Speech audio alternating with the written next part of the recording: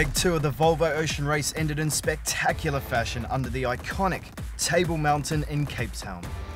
After an electric start in Lisbon almost 3 weeks earlier, the fleet had made fast time south, battling one another and complex weather situations for the entire 7,000-mile marathon. After navigating the St. Helena High, with wind increasing and temperatures falling, Dutch crew Team Brunel were fighting for the lead. With just 5 days of the leg remaining, Bouwbekking rolled the dice and elected to go into stealth mode, cloaking their position from their rivals for up to 24 hours in an attempt to close the gap on the leaders' map break. Well, at the moment that we went in stealth mode, we were the most southern boat. There was a real option, like a 50-50, to make a big dive south. So we're just going to throw the cards in, see what's happening. However, Team Brunel's tactical gamble didn't pay off, emerging from stealth mode north of their competition, but having slipped from 2nd to 4th on the rankings, overtaken by both Vestas 11th Hour Racing and Dongfeng Race Team. When, everything's against us is when we get the best out of ourselves and we push really hard. Now we just got to keep fighting hard to maintain that position until the finish. With their bows all now pointing east directly towards Cape Town, just 37 miles split the top 4 boats, all of whom were fighting to stay with a cold front that was providing big mileages. The leading quartet all notching up 500+ mile days. Dongfeng Race Team topping that list, achieving 519 miles in 24 hours. For the Chinese flag Dongfeng Race Team, it was the start of a change to regain the lead they had held for much of the leg. Overhauling Vestas 11th Hour Racing to move into 2nd, their sights set firmly on the leaders' map freight in the final 850 miles to the finish. Ma spécialité, c'est de faire des comebacks ou de faire des boulettes.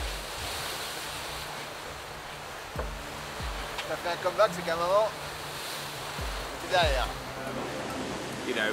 Up until this morning they've been gaining on us, which we kind of expected, and now the routing's changed it a little bit, so the guys behind now they go slightly further north, and then it splits away. So it's been difficult for us the last 24 hours. These guys behind catching up, and I was not really sure how to best to defend, but hopefully the next 12 hours things will settle down and we'll come out alright. Led by Team AkzoNobel, the chasing pack lost their battle to stay in the fast-moving cold front, leaving them languishing in much lighter winds compared to the leaders, forcing them to head south in search of wind, adding hundreds of additional miles to their track. We're in a really difficult position at the moment. We've got scallywag and turn the tide on plastic above us in more breeze, going straight around us on the outside, and pretty much falling off the front now. So they're going to put miles on us. Next sket's going to be tough, just like the last one was. As the leg drew to a close after nearly 20 grueling days, thoughts began to turn to life ashore. None more so than turn the tide on plastic navigator Nico Lundgren.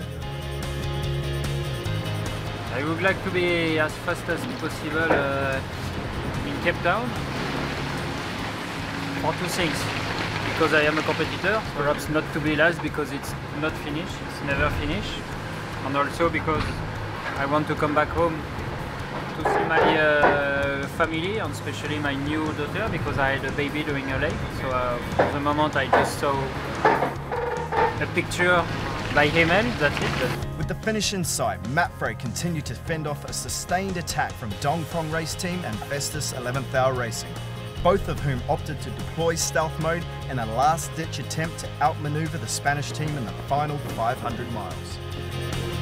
But after leaving Lisbon 19 days earlier, the Spanish team Mapfre, led by Xavi Fernandez, crossed the finish line first, in doing so taking over as overall race leaders. I'm super happy. This is, for us, first leg was very good already, being second in Lisbon, but of course it's winning here and winning the first big, long leg is very happy, very proud. Of course, the team work like a watch, and both very good and everything very well. Dongfeng Race Team finished 2nd, just 3 hours behind their rivals Mapfre, with Vestas 11th Hour Racing claiming the final podium spot from Team Brunel. Meanwhile, a day behind the leaders, Team Axel Nobel, Turn the Tide on Plastic and Song Hong Kai Scallywag were locked in a three-way drag race to secure fifth. With just 5 miles separating them, the pressure of not being last into Cape Town began to show. It's a hard one with the result on this leg when you're in the bottom end of the fleet. If you finish last, you basically could have delivered the boat. So you put a lot of effort in, a lot of work for just coming, last. Scallywag breathing down our necks. So intense, it doesn't give up. You do this whole 3-week period racing around with these guys, and it'll be the best. It'll be the best 24 hours of the leg. It's going to be fantastic, And I hope it's not us that trail in there by a few minutes, but this is going to be close. Team Axel Nobel held their nerve to claim fifth, and after being within sight of one another for more than 2 weeks, Song Hong Kai's Scallywag finally held off Turn the Tide on Plastic. The two separated at the finish by no more than 200 metres. Okay, Dee, so 7,000 miles of racing and it comes down to 1 minute and 8 seconds. Is that what it was? 1 minute and 8 seconds. And you think of all the times you could have got that back easily. Gutted, absolutely gutted. Everyone's heads dropped, shoulders down. We actually thought they'd stopped early of the line, and we were like, quick! And you always believe you can do it. Absolutely, they deserve it. They worked really hard, they deserved it, but we didn't get it. The teams now have 2 weeks to recuperate ahead of leg 3, when the race returns to its roots, back into the Southern Ocean, and on to Melbourne starting December 10th.